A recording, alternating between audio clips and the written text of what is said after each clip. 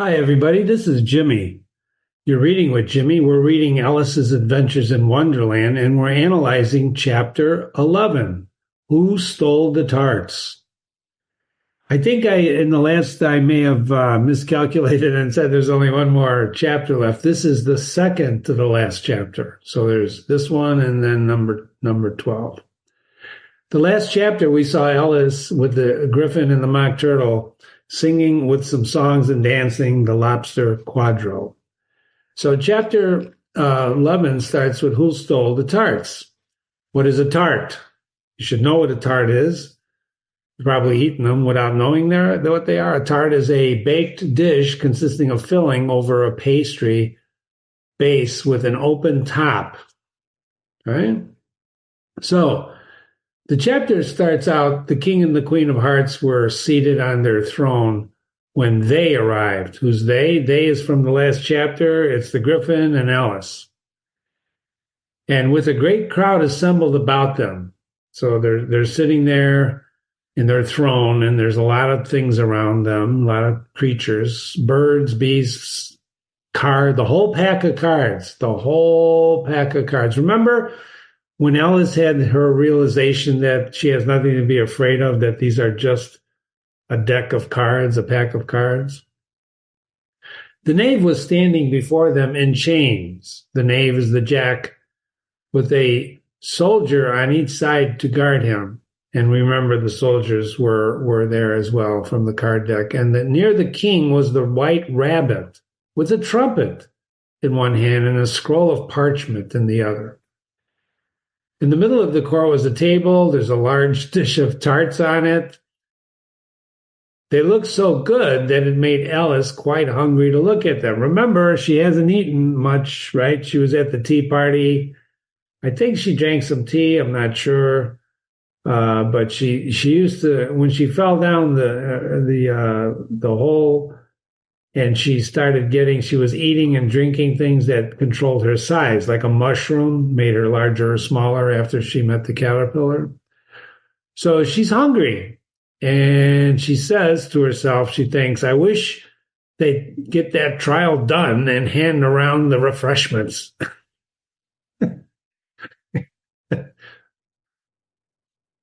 But there seemed to be no chance of this, so she began looking at everything about her to pass the time. So she's bored again, so it's not going to happen. All right, whatever.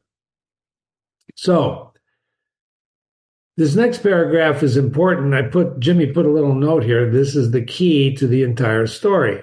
Oh, that's a profound statement if it's true. Let's read that paragraph.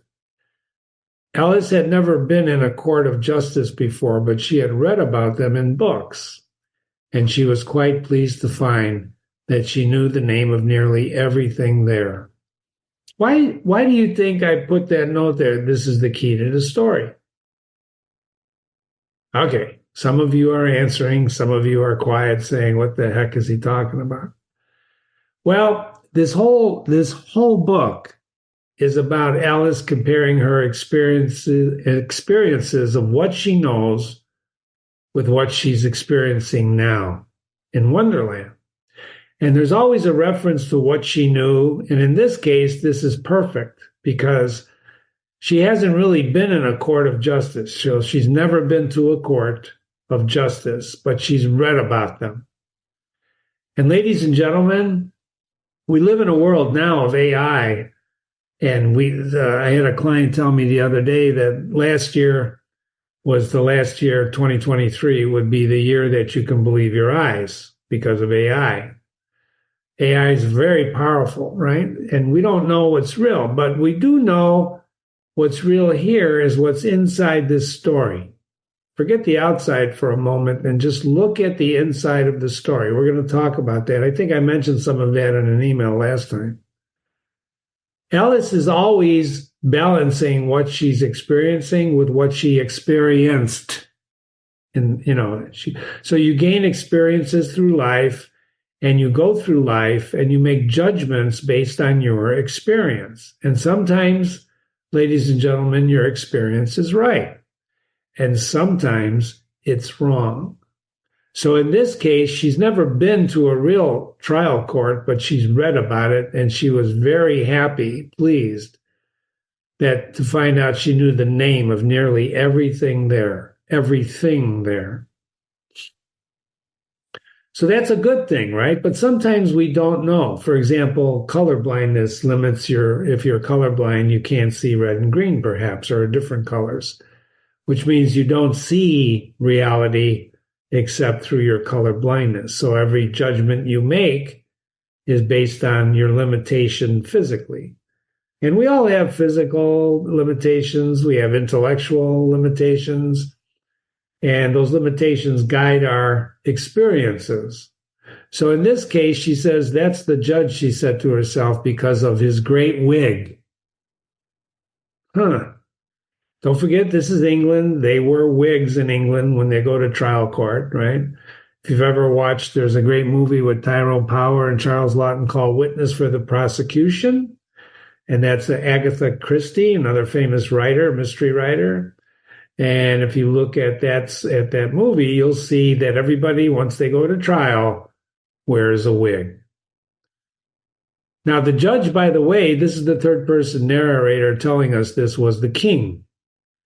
And as he wore his crown over the wig, look at the frontispiece, and we're going to go to the top in a moment. But what is the frontispiece? I'm going to show you that before we leave this analysis.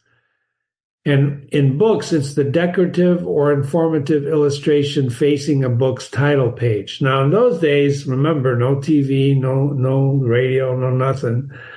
What they did is they had a lot of drawings in books sometimes. And the frontispiece was the illustration in the front of the book that gave kind of a picture of what's inside that book.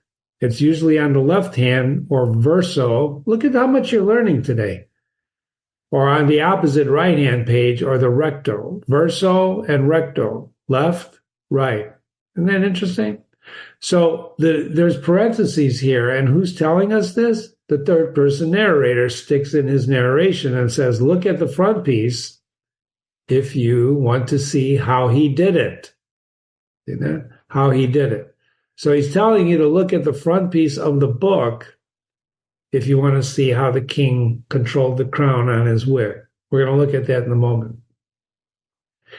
He did not look at all comfortable, and it was certainly not becoming, says the narrator, of which is Alice's. Let's go back down here. The judge, by the way, was the king, and he wore a crown. So that's the narrator just telling us that it wasn't becoming. And that's the jury box, thought Alice. Remember, now she's thinking. She's not talking out loud. She's just thinking. And when she thinks, the narrator, because he's the third person narrator, reveals what she's thinking to us to enrich the story. And those 12 creatures, there's that parentheses again. She was obliged to say creatures, you see, because some of them were animals and some were birds. So he closes the parentheses. Is a bird an animal? Interesting question. So the narrator says some are animals and some are birds. Now we recently found out, they didn't know it at that time, but birds are descendants of dinosaurs. And those are certainly animals. But we can talk about that some other time. It's not important. What's important is that the narrator of the story has distinguished between animals and birds. I suppose they are jurors, she says to herself. And she said this last word 2 or 3 times over to herself, being rather proud of it. Why is she proud of that word? I think they are jurors. She said the last word, jurors, jurors, jurors, jurors, jurors. Why does she keep saying that? She's proud of herself. Why? Because she probably figured it out based on what she read and is making a conclusion. For she thought, and rightly so, that very few little girls of her age knew the meaning of jurors, that's it, at all. And don't forget, Alice likes to show that she's intelligent, doesn't she? That she's smart. We saw that several times throughout the story. Jurors. That's how you can show you're smart. say words that other people that may not know. However, jurymen would have done just as well. Jurymen. Who says that sentence? Yes, the third person narrator. And he's telling us if you want to call the jurors jurymen, that's fine too. The 12 jurors were all writing very busily on their slates. What are they doing? Alice whispered to the Griffin. They can't have anything to put down yet before the trial's begun. So they're busy writing on slates. What are slates? You could look it up. They're basically, a slate is a little piece of blackboard that's encased in a little wooden frame. And in those days, that's what people took notes on, slates, right? And you need chalk to write on slates, or something to that effect. And the Griffin answers her by saying they're putting down their names. He whispered in reply, for fear that they should forget them before the end of the trial. I have to think about that for a minute, and you should too. How do you forget your name? This could be a long trial. This chapter could last pages and pages. Stupid things, Alice began in a loud, indignant voice, but then she stopped hastily. Stupid things, for the White Rabbit cried out, silence in the court. So the White Rabbit, who's holding a trumpet and a piece of parchment paper standing next to the king, apparently is calling the court to order. And the king put his spectacles on and looked anxiously to make out who was talking. Who was talking? Alice was talking. And she said, stupid things. So he puts his spectacles on to see who's saying that. Alice could see as well as she were looking over their shoulders. Alice could see as well as if she were looking over their shoulders that all the jurors were writing down stupid things on their slates. And she could even make out that one of them didn't know how to spell stupid. And so she's watching these jurors. Well, she's taller than the jurors, obviously, and she's looking at them writing down stupid things, what she said, because they're the jurors. They're supposed to write down testimony, right? One of them didn't know how to spell stupid, and that he had to ask his neighbor to tell him. A nice muddle their slates will be in before the trial's over, thought Alice. So a nice muddle. They're going to be wrecked, right? One of the jurors had a pencil that squeaked. This, of course, Alice could not stand. And she went around the court, got behind him, and very soon found an opportunity of taking it away. So she can't stand a squeaky pencil. So a squeaky pencil, if you've ever heard chalk on a board or put your nails on a board and go, you hear that?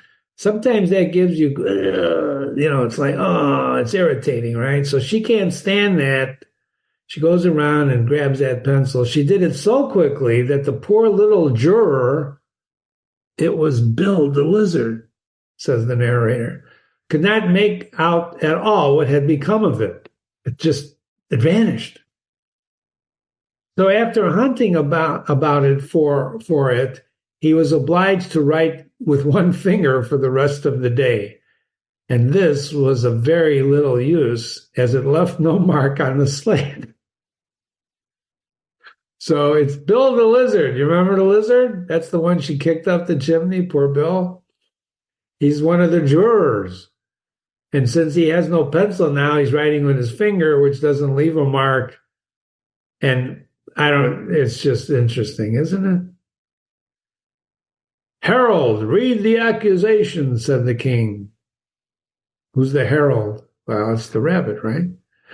On this, the White Rabbit blew 3 times on his trumpet and then unrolled the parchment scroll, and he read as follows. The Queen of Hearts, she made some tarts, all on a summer day. The Knave of Hearts, he stole those tarts and took them quite away. So there's the charges, right? Consider your verdict, said the king to the jury. Not yet, not yet, the rabbit hastily interrupted. There's a great deal to come before that. Call your first witness, the king said, and the white rabbit blew 3 times on the trumpet and called out, First witness. All right, before we go on, I want you to look at the charge, and some of you may recognize this. The Queen of Hearts, she made some tarts, right? Some of you may. That sounds familiar, doesn't it? So it's actually a nursery rhyme. It's a very, very old, timeless nursery rhyme, and here it is. The Queen of Hearts, she made some tarts all on a summer's day. The Knave of Hearts, he stole the tarts and took them clean away. So clean or quiet, that's pretty close to it, but that's all he reads. What does the rest of the fairy tale, the nursery rhyme, say? The King of Hearts, he called for the tarts and beat the knave full score. The Knave of Hearts, he brought back the tarts and vowed he'd steal no more.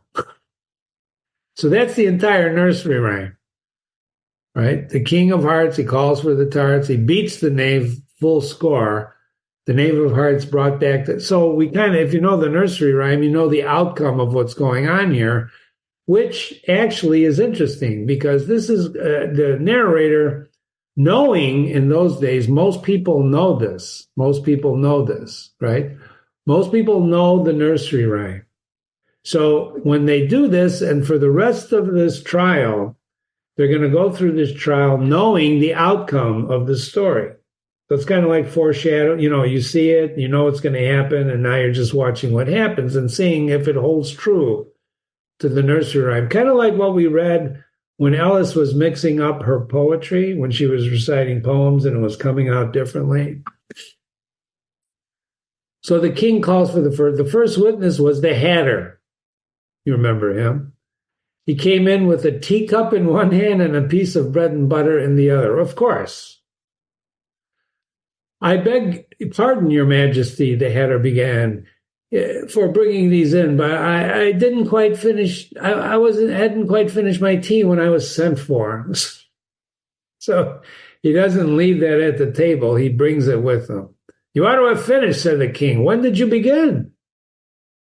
The Hatter looked at the March Hare, who had followed him into the court, arm in arm with the Dormouse. Remember the Dormouse? They were all together at the Mad Tea Party. So the king is asking him, when did you begin? Because the Hatter said he didn't finish. He says, the 14th of March, I think it was. 15th, said the March Hare. 16th, said the Dormouse. Write that down, the king said to the jury. And the jury eagerly wrote it down, all 3 dates on their slates. And then they added them up and reduced the answers to shillings and pence. Okay, shillings and pence are British currency. Yeah, I don't even know if they make that currency anymore. But it's like your cents, your dollars in the United States, right?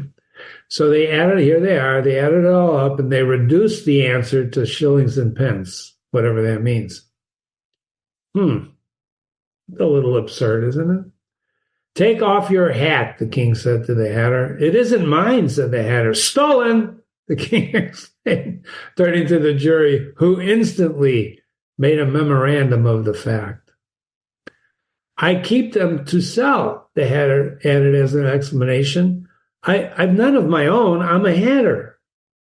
Here, the queen put on her spectacles and began staring hard at the Hatter, who turned pale and fidgeted.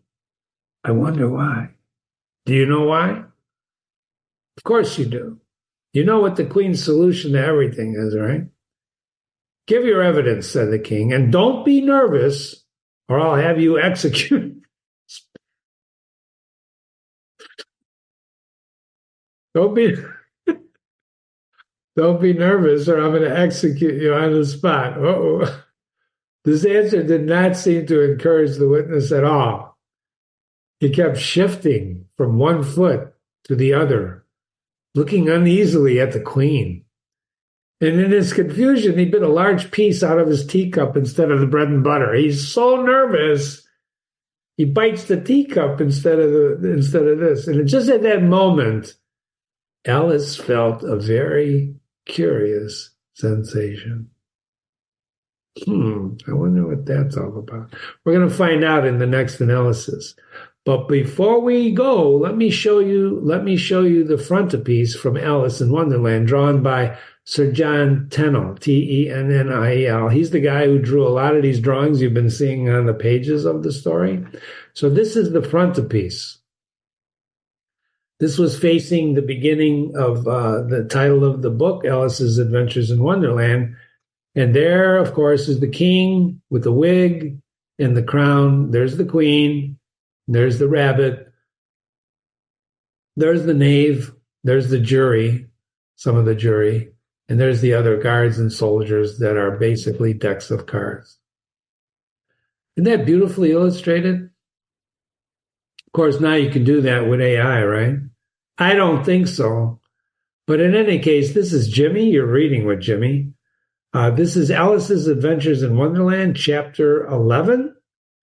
Right? Chapter 11 is, in fact, called Who Stole the Tarts? Who Stole the Tarts?